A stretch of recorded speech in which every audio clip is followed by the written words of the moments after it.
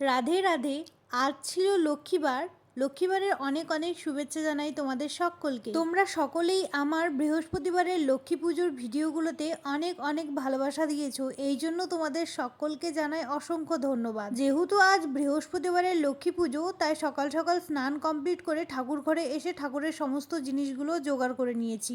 আর সাথে দেখো আমার ঘট বসানোও কমপ্লিট হয়ে গেছে, তার সাথে রাধা মাধবকেও এখানে ভোগ দিয়ে দিচ্ছি। আর আমি চেষ্টা করি যতটুকু সম্ভব ঠাকুরকে ঠিকঠাক মতো পুজো করার। এর মধ্যে যদি কোনো ভুল হয়ে থাকে অবশ্যই কমেন্টে বলুন।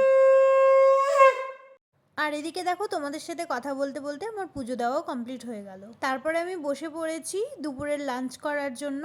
আর যেহেতু বাইরে ভীষণ পরিমাণে গরম পড়েছে, তাই আমি ঘরে বসেই খাওয়া দাওয়া করছি। আর যে পরিমাণে বাইরে গরম পড়েছে, স্কিন কেয়ার করা হয়েই উঠছে। তাই সবার প্রথমে আমি পুজো কমপ্লিট করে খাওয়া দাওয়া কমপ্লিট করার পরে এখন বসেছি স্কিন কেয়ার করতে। আর আমার স্কিন কেয়ার মানে ওই হাতে গোনা 3টি প্রোডাক্ট: ময়শ্চারাইজার, সানস্ক্রিন আর লিপ বাম। আর এই গরমের মধ্যে না কোথাও যেতে ইচ্ছা করছে ঘুরতে, না কোথাও যেতে ইচ্ছা করছে খেতে, মানে মনে হচ্ছে আমি ঘরের মধ্যেই শান্তিতে আছি। আর সরকার তো এখন ঘুরতে যাওয়ার জন্য আরও সুযোগ তৈরি করে দিয়েছে। মেয়েদের সরকারি বাসে পুরোপুরি ভাড়া ফ্রি। কিন্তু একটা দুঃখের বিষয় হলো যে বিয়ের পরে আমার বাসে করে কোথাও যাওয়াই হয় না। আর বিয়ের আগে যখন আমি লেখাপড়া করতাম, তখন আমাকে ইউনিভার্সিটি, টিউশন সব জায়গায় বাসে করেই যেতে হতো। কিন্তু তখন তো আর এই সুযোগটা ছিলই না। আর এই সুযোগ সুবিধাগুলো যেখান থেকে আমি বেরিয়ে আসি, ঠিক সেখান থেকেই শুরু। উচ্চ মাধ্যমিক পাশ করার পরে শুনলাম সিলেবাস চেঞ্জ হয়ে গেল। বিএ কমপ্লিট করার পর শুরু হয়ে গেল সেমিস্টার। অ্যান্ড্রয়েড ফোন কেনার জন্য স্কুল থেকে টাকা দিচ্ছে, আর আমাদের কাছে তো সাধারণ কিপ্যাড ফোনটাও ছিল না।